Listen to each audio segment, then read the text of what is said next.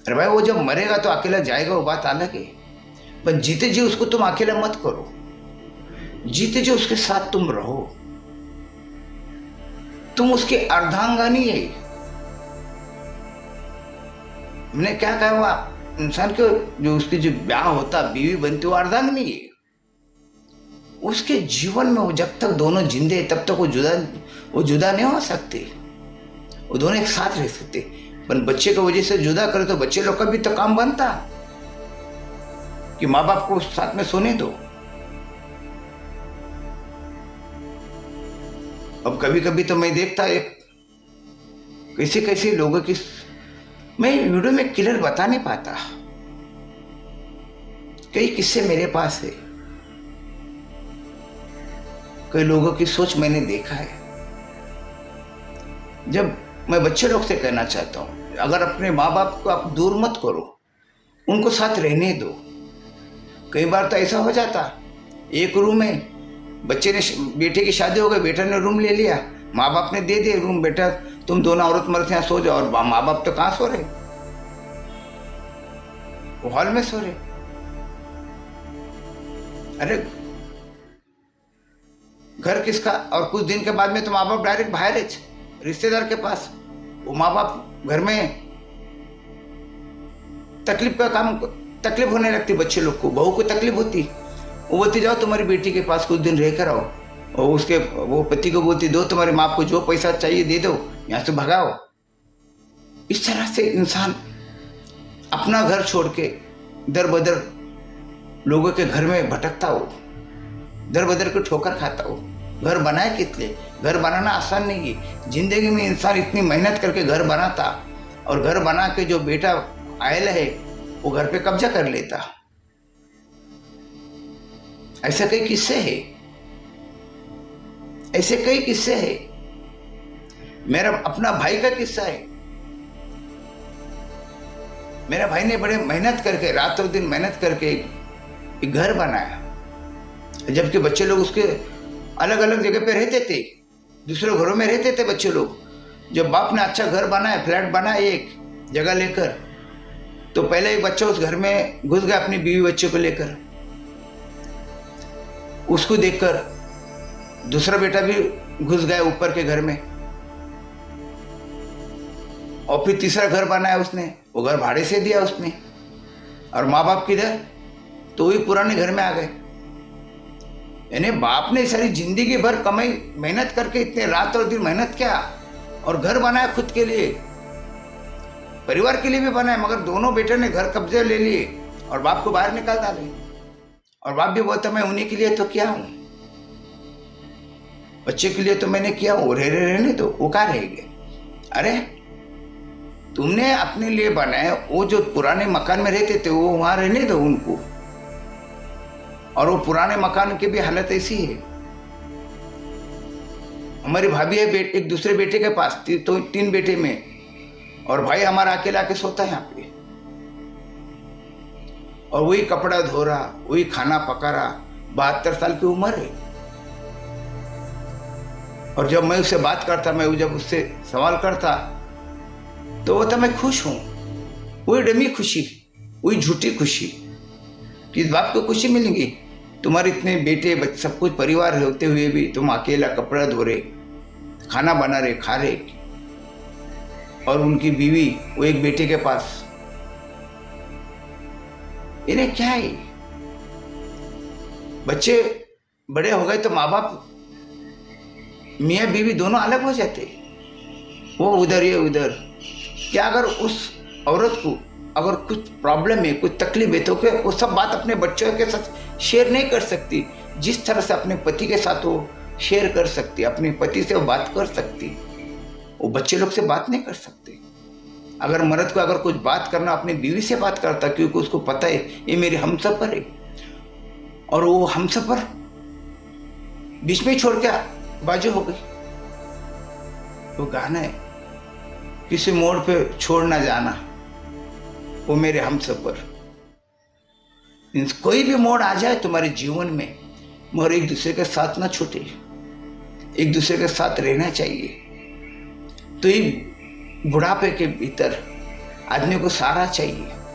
वो सहारा से जीता, वो रोटी से नहीं जीता, वो प्रतिष्ठा से नहीं जीता, वो पैसा से नहीं जीता, वो सहारा से जीता। उसको अपना परिवार का सहारा चाहिए। ये तो सब एक कहावत है मराठी में, घरोघरी मातीची चुली, यानी हर घर में वही किस्सा है, हर तरफ वही किस्सा है, सब तरफ यही माहौल है। पहली बात तो जो माँ बाप है उनको समझ में आना चाहिए कि बुढ़ापे में, जवानी में किसी के हाल नहीं हो गई। तुम भी जवान थे, तुम्हारे हाल नहीं हुई, तुमने हर सुख दुख को तुमने पचा लिए, मगर बुढ़ापे में दुख दर्द को पचाना आसान नहीं है। उस टाइम पे तुमको सहारे की जरूरत है। तुमको पहले से सहारा बनाना पड़ता। तुम अपने बच्चों से इतने जुड़ जाओ कि बच्चा तुमको छोड़े नहीं।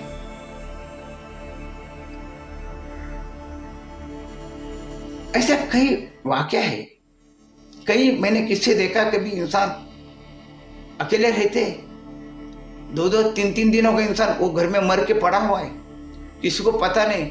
जब वो सड़ जाता, गल जाता, जब उसकी बदबू बाहर आती तब लोगों को पता चलता यार वो मर गए, बात आ रही, बदबू आ रही। जब पता चलता कि घर के अंदर वो आदमी मर गया और उसके परिवार को भी पता नहीं, क्या पड़ी दूसरे को, एक दूसरे को। मेरे गांव खेड़े में तो ऐसा है कि इंसान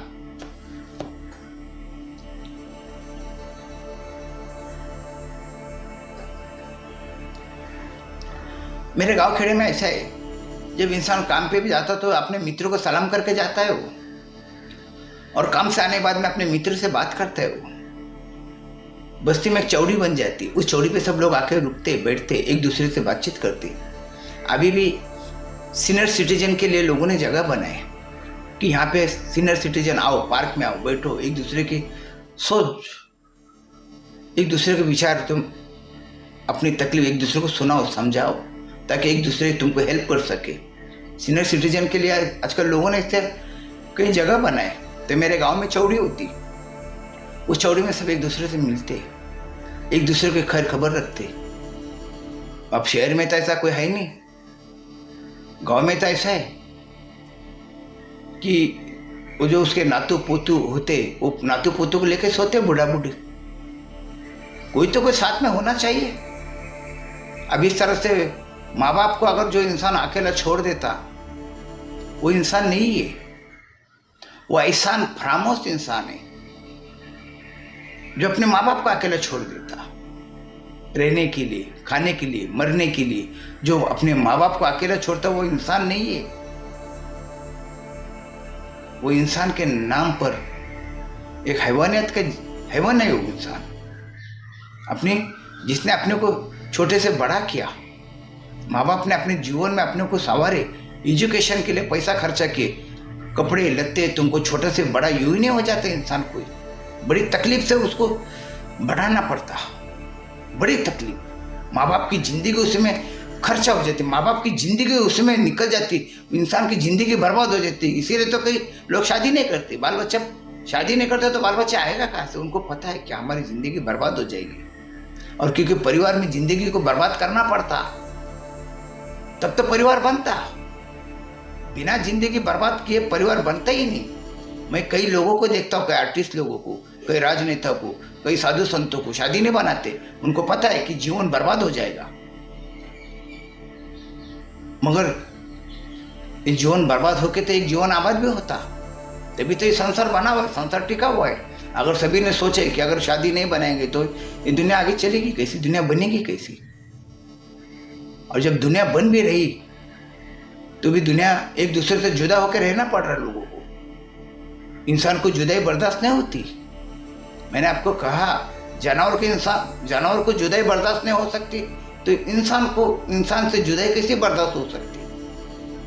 वो माँ बाप पे क्या बीतती जो अकेले रहते, कि इसीलिए बच्चे को वो लोगों ने जन्म दिए, इसी को लोग छोटे से बड़ा किए, इसीलिए अपनी जिंदगी की जो पूंजी, जो जिंदगी की जो कमाई वो अपने बाल बच्चे के लिए लगा दिए, उनकी ब्याह में लगा दी, शादी ब्याह में लगाए, उनकी पढ़ाई में लगा दिए, उनकी बीमारी में लगा दिए, उनका पालन पोषण में तुमने अपनी जिंदगी की कमाई लगा दी, और आकर तुम खाली होके खड़े हो जाते, माँ बाप खाली हो जाते, माँ बाप के पास कुछ नहीं। अब एक बुढ़ापा बचा है, कुछ समय के मेहमान है। अब उस मेहमान को तो तुम मेहमान नवाजी करो, कम से कम उसको मेहमान तो समझ के मेहमान नवाजी करो, उसका आदर करो। एक्चुअली अगर देखा जाए तो माँ बाप से बढ़कर इस दुनिया में कोई है ही नहीं। उस खुदा ने, उस ईश्वर ने माँ बाप के कदमों में स्वर्ग रखा है, स्वर्ग का सुख रखा, स्वर्ग का आनंद रखा है। जो अपने माँ बाप को देखते हो उसके जीवन के भीतर जो ओरिजिनल आनंद है वो पलता। ओरिजिनल में तुम कितने भी मिलावट करो, ओरिजिनल अगर तुम्हारे भीतर आओ, उसमें कितने मिलावट करो, वो ओरिजिनल पना तुम्हारा खत्म नहीं होगा। तुमने अपने भीतर से ओरिजिनल पना निकाल दे रहे और सब डुप्लीकेट भर के ले रहे तुम, तो तुम्हारे जीवन में वो जो आनंद है वो डुप्लीकेट आनंद है। वो ओरिजिनल आनंद कब आएगा? अपने माँ बाप से जुड़ोगे तभी आएगा। वो भी माँ बाप चाहते हैं कि हमारे बच्चे को फिक्र करते हो, उनको फिक्र की आदत लग जाती। तुम जैसा जन्म ले उसी समय से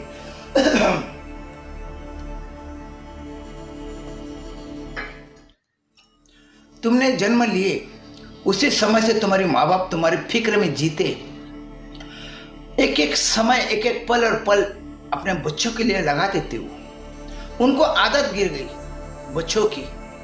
और जब तुम अलग भी रहते हो माँ बाप को छोड़कर, तो भी माँ बाप को तुम्हारे बारे में सोचते कि मेरा बच्चे की कैसा, बीमार तो नहीं, कि काम धंधे पे तो नहीं जा रहा, कि बीवी औरत मर्द के झगड़े तो नहीं हो रहे, क्या बातें क्या नहीं, वो सोचते रहते। उनका सारा जीवन तुम्हारे ऊपर ही सोचने में चला जाता। माँ बाप यूं ही माँ बाप नहीं बन पाते।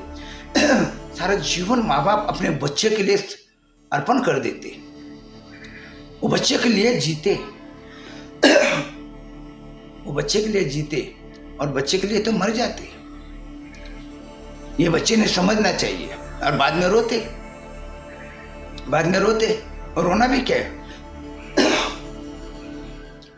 और रोना भी क्या है? मगरमच्छ के आंसू। जब मेरे मित्र मर गया, रात में तड़प तड़प के खून की उल्टी करके मर गया, और मैं जब देख रहा था, एक छोड़ के दो बेटे थे, बीवी थी, उसके बावजूद भी अकेला तड़प तड़प के मर गया।